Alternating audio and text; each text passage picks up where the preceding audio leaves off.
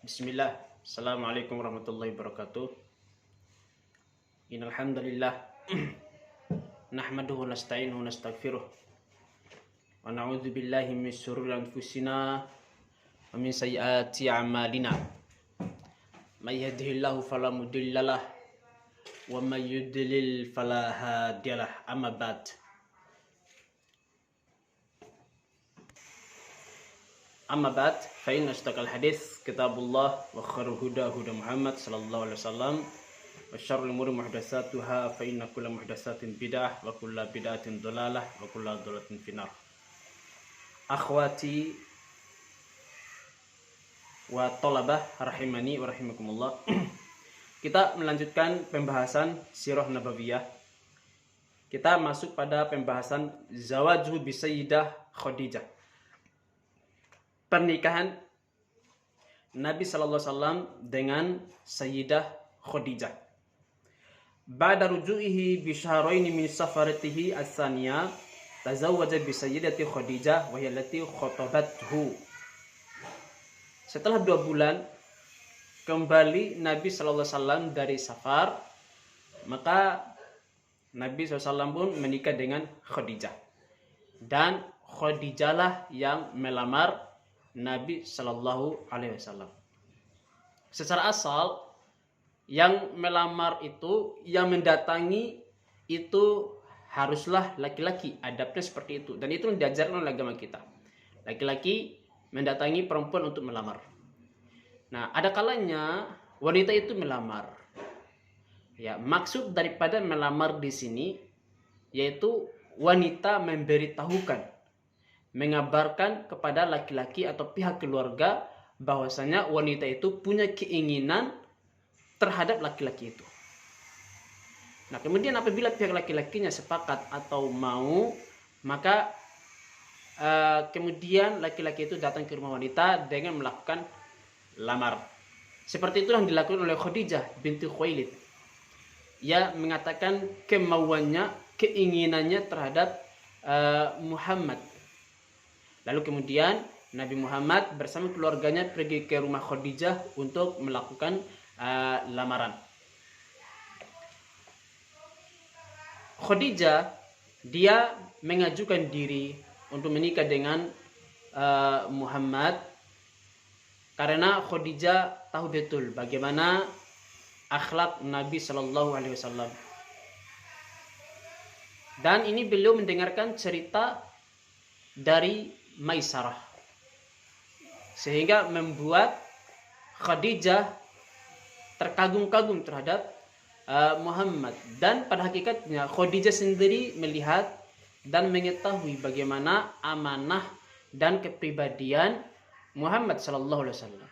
Dan lebih dikuatkan lagi ketika Maisarah menceritakan segala kelebihan, kebaikan yang disaksikan oleh Maisarah, semuanya diceritakan kepada Khadijah. Sehingga Khadijah dia merasa bahwasanya Muhammad lah yang layak untuk menjadi pendamping hidupnya. Apalagi Muhammad dikenal sebagai seorang al-amin, jujur, terpercaya. Nah, kalau Muhammad menikah dengan Khadijah, otomatis ya harta Khadijah juga hartanya Muhammad. Dan harta yang dimiliki oleh Khadijah ini tentunya membutuhkan orang-orang yang jujur, ya, orang-orang yang pintar dalam berdagang, dalam mengolah harta seperti Muhammad ini. Belum lagi kejujurannya, ya, belum lagi akhlak yang dimiliki oleh Muhammad. Maka Khadijah merasa menikah dengan Muhammad ini cocok. Padahal sebelumnya banyak pembesar-pembesar Quraisy datang kepada Khadijah untuk melamar, untuk menikahinya. Namun Khadijah menolak. Dia ingin sibuk ngurus anak, dia ingin sibuk urus perdagangan. Ya, dia ingin hidup menjanda saja, tidak ingin menikah lagi.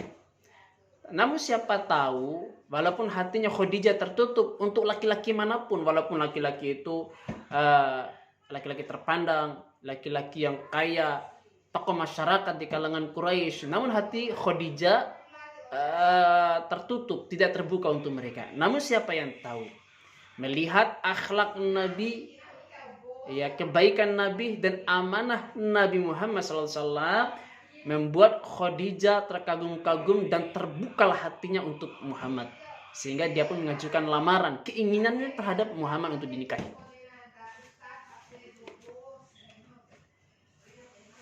Wa kana umruha arba'ina sanah, dan umur Khadijah pada saat itu 40 tahun, sedangkan umurnya Nabi Muhammad 25 tahun.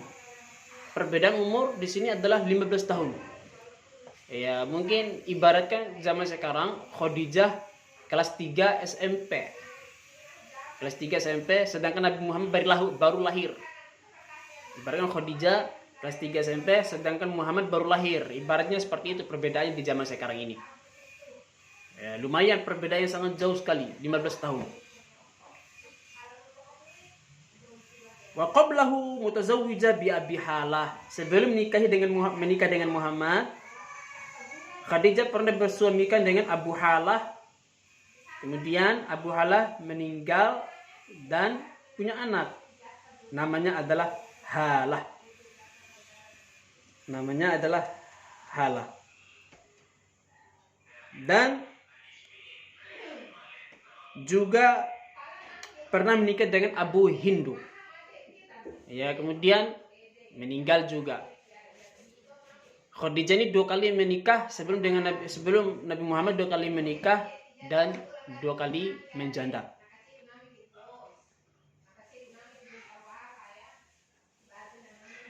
Wa qad aqamat ma'ar Rasul 25, dan tinggal bersama Nabi sallallahu alaihi wasallam selama 25 tahun. Dan Nabi Muhammad SAW tidak pernah menikah, tidak pernah poligami semenjak tinggal bersama Khadijah. Ya.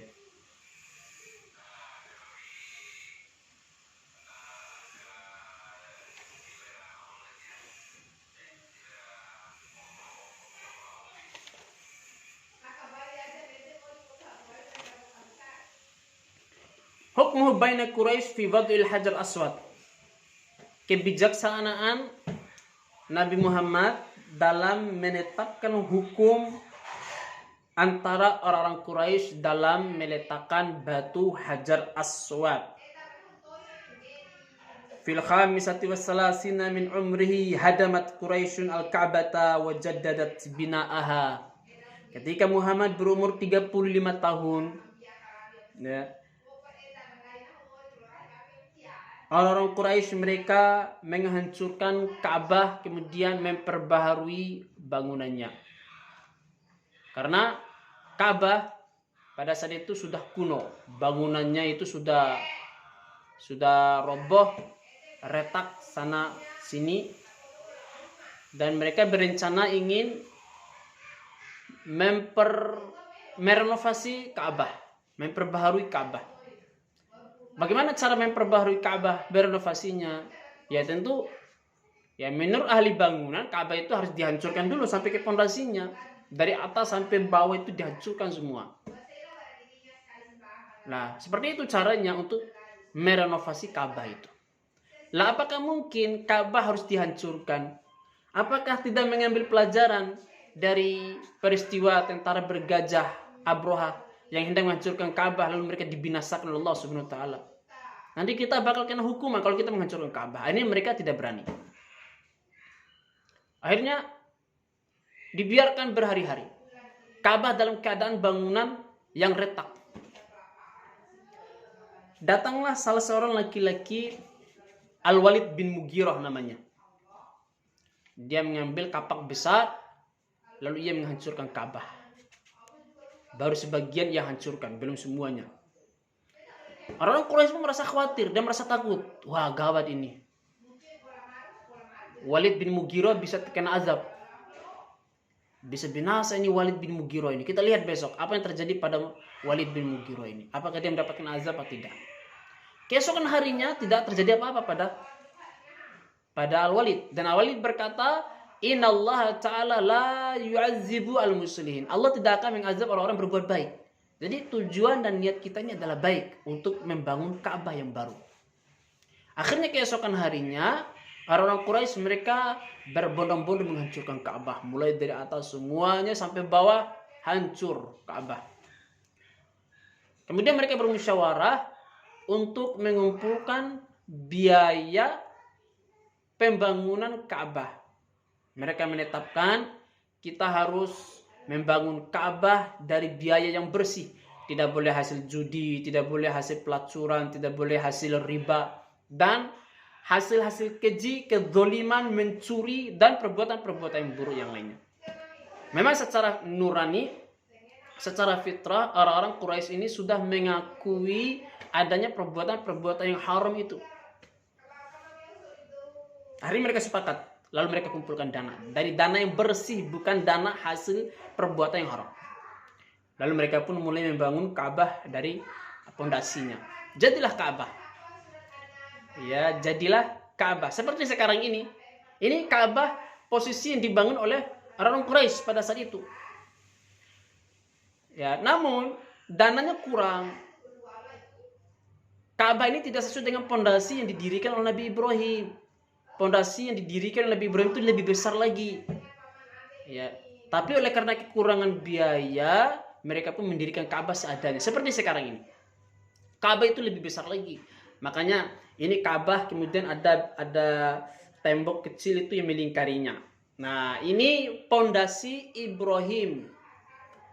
Harusnya Ka'bah itu di situ, Ka'bah itu masuk ke batas itu. Berdiri di atas itu. Karena itu adalah bagian daripada wilayah Ka'bah. Namun karena kekurangan biaya, mereka pun membangunnya seadanya. Maka oleh karena itu orang-orang melakukan tawaf itu harus di luar daripada tembok pembatasan itu. Tidak boleh lewat di dalamnya. Harus di luar daripada tembok pembatas. Karena tembok pembatas itu yang disebut dengan Hijr Ismail itu adalah bagian daripada Ka'bah.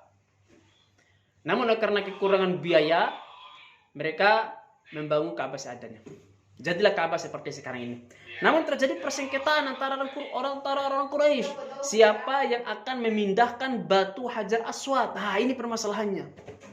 Kalau mendirikan Ka'bah, ini mereka sama-sama melakukannya. Sama-sama mereka bekerja. Nah, hanya saja untuk mengangkat batu Hajar Aswad ini, siapa yang melakukannya? Mereka menganggap meletakkan batu Hajar Aswad itu adalah sebuah kehormatan dan ketinggian. Oleh karena itu setiap suku dari kalangan Quraisy mereka berbondong-bondong, berebutan, merekalah yang lebih pantas, yang lebih berhak, yang lebih mulia untuk mengangkat batu Hajar Aswad itu. Akhirnya terjadi persengketaan sampai hampir terjadi pertumpahan darah. Lalu ada orang berikan usulan, begini saja. Kita sepakatin dulu. Orang yang berhak untuk mengangkat batu Hajar Aswad ini adalah siapapun dia yang pertama kali memasuki pintu Masjidil Haram. Kita lihat keesokan harinya. Siapapun dia. Orang yang masuk tanpa disengaja, ya tanpa disuruh, siapapun dia yang masuk. Kita sepakati dialah yang akan mengangkat batu Hajar Aswad. Artinya tebak-tebakan. Dan mereka sepakati dengan tebakan mereka itu. Keesokan harinya orang Quraisy mereka berkumpul. Mereka akan melihat. Tentunya dari kejauhan. Mereka ingin mengetahui siapakah orang pertama kali yang memasuki pintu Masjidil Haram itu. Tanpa disengaja muncullah seorang laki-laki yang ada di balik pintu Masjidil Haram. Yang separuh baya umur 35 tahun. Ternyata dia adalah Muhammad. Mereka serentak mengatakan, dialah Al-Amin. Kita sepakat dia adalah Al-Amin. Orang terpercaya. Ya, akhirnya mereka datang kepada Nabi Muhammad. Nabi Muhammad tidak tahu apa-apa. Mereka pun bercerita, wahai Muhammad kejadiannya begini. Dan kami sepakati, orang yang masuk ke sini dialah orang yang mengangkat batu Hajar Aswad. Kamu yang pertama kali silakan angkat batu Hajar Aswad. Dan subhanallah Nabi Muhammad SAW bijaksana. Dia tidak serta-merta menganggap dirinya mulia, terhormat, kemudian mengangkat batu Hajar Aswad itu. Ya. Apa yang dilakukan Nabi SAW? Beliau mengambil selendangnya, kemudian selendangnya dibentangkan di atas tanah, dan Nabi SAW mengangkat batu Hajar Aswad dengan tangannya yang mulia, kemudian diletakkan di tengah-tengah selendangnya, dan memerintahkan kepada setiap kabilah-kabilah Quraisy untuk memegang ujung-ujung kain itu. Ujung-ujung kain selendang Nabi Muhammad SAW. Ada sekitar puluhan orang. Mereka semua berbondong-bondong, angkat, sampailah ke tempatnya. Lalu Nabi Muhammad mengambil batu Hajar Aswad itu dan meletakkan ke tempatnya. Artinya apa? Semua kabilah-kabilah Quraisy mereka merasa mereka semua bekerja sama ikut andil untuk memindahkan batu Hajar Aswad. Maka tidak ada orang yang merasa dirinya lah yang mengangkat batu Hajar Aswad itu. Tapi semua orang terlibat. Dengan kebijaksanaan Nabi SAW ini, maka tidak ada lagi perselisihan di antara mereka. Sungguh, cara Nabi SAW tersebut adalah cara yang sangat cerdas, jitu, dan cemerlang. Luar biasa.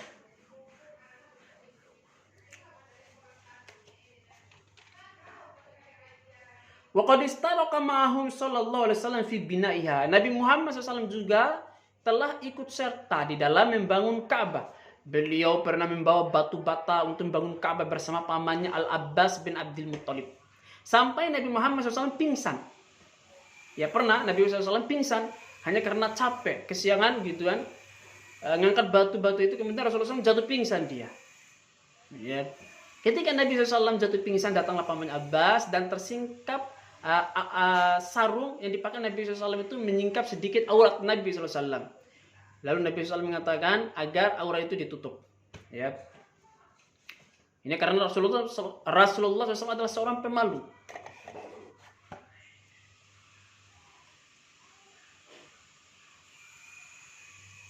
Baik, sampai di sini semoga bermanfaat. Aku qouli hadza astaghfirullah li wa lakum innahu huwal ghafurur rahim.